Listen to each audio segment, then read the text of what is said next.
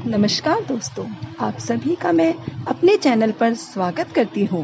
जैसा कि आप सब जानते हैं, हिंदू धर्म में एकादशी का बड़ा ही महत्व है। जिस प्रकार एकादशी का व्रत करने से हमें पुण्य प्राप्त होता है, उसी प्रकार एकादशी की कथा सुनने से भी हमें उतना ही पुण्य प्राप्त होता है। आज मैं आपको वामन परिवर्तनी एकादशी की कथा सुना रही हूँ। यह एकादशी भादो मास के शुक्ल पक्ष में आती है। धर्मराज युधिष्ठिर बोले कि हे भगवान, भादो की शुक्ल पक्ष की एकादशी का क्या नाम है तथा उसकी विधि क्या है? उस एकादशी के व्रत को करने से कौन सा फल मिलता है? सब हमें समझा कर कहिए। श्री कृष्ण भगवान बोले कि हे राजश्रेष्ठ, अब मैं अनेक पापों को नष्ट करने वाली तथा अंत में स्वर्ग देने वाली भादो की शुक्ल पक्ष की वामन नामक एकादशी की कथा को कहता हूँ। आप इसे ध्यान पूर्वक सुनिए। इस एकादशी को जयंती एकादशी भी कहते हैं। इस एकादशी की कथा सुनने मात्र से ही समस्त पापों का नाश हो जाता है। इसी एकादशी के व्रत का फल वाजपेय यज्ञ के फल से भी अधिक है। इस जयंती एकादशी की कथा से नीच पापियों का उद्धार हो जाता है। यदि कोई धर्म पारायण मनुष्य एकादशी के दिन मेरी पूजा करता है तो मैं उसको संसार की पूजा का फल देता हूँ। जो मनुष्य मेरी पूजा करता है उसे मेरे लोक की प्राप्ति होती है, इसमें किंचित मात्र भी संदेह नहीं। जो मनुष्य इस एकादशी के दिन श्री वामन भगवान की पूजा करता है, वह तीनों देवता अर्थात ब्रह्मा, विष्णु, महेश की पूजा करता है। जो मनुष्य इस एकादशी का व्रत करते हैं, उन्हें इस संसार में कुछ भी करना श्रेष्ठ नहीं रहता। इस एकादशी के दिन श्री विष्णु भगवान करवट बदलते हैं, इसलिए इसे परिवर्तनी एकादशी भी कहते हैं।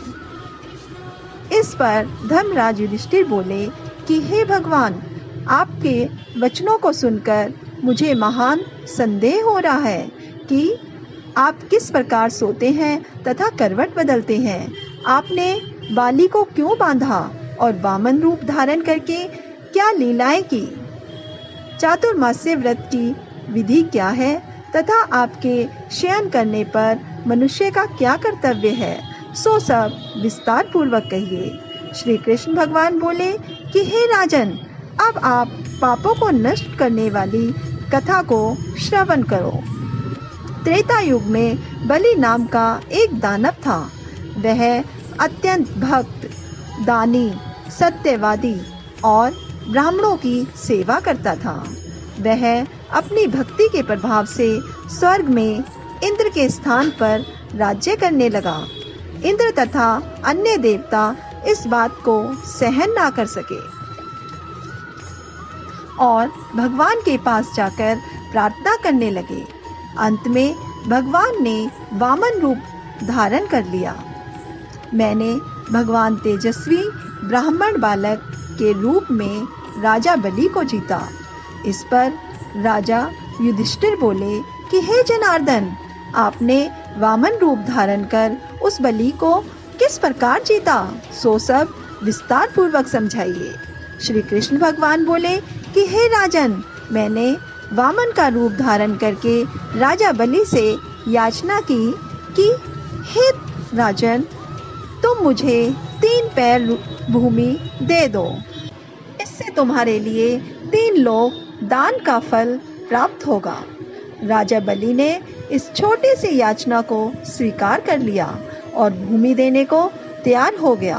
तब मैंने अपने आकार को बढ़ाया और भूलोक में पैर, भुवन लोक में जंघा, स्वर्ग लोक में कमर, महीलोक में पेट, जनलोक में हृदय, तपलोक में कंठ और सत्यलोक में मुख रखकर अपने सिर को ऊंचा उठा लिया।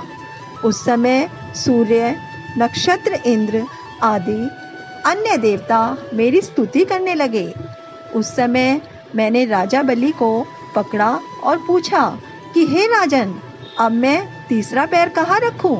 इतना सुनकर राजा बलि ने अपना सिर नीचे कर दिया उस सिर पर मैंने अपना तीसरा पैर रख दिया और वह भक्त दानव पाताल को चला गया। जब मैंने उसे अत्यंत विनीत पाया तो मैंने उससे कहा कि हे बलि, मैं सदैव तुम्हारे पास रहूँगा। भादों के शुक्ल पक्ष की परिवर्तनी नामक एकादशी के दिन मेरी एक प्रतिमा राजा बलि के पास रहती है और एक क्षीर सागर में शेषनाग पर शयन करती है। इस एकादशी को विष्णु सोते हुए करवट बदलते हैं। इस दिन त्रिलोकी के नाथ श्री विष्णु जी की पूजा की जाती है। इसमें चावल और दही सहित चांदी का दान किया जाता है। इस दिन रात्रि को जागरण करना चाहिए।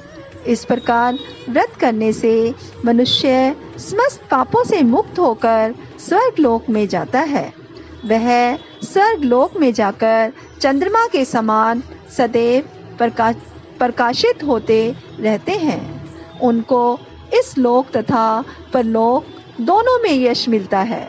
जो इन पापों को नष्ट करने वाली कथा को सुनते हैं, उन्हें अश्वमेध यज्ञ का फल मिलता है।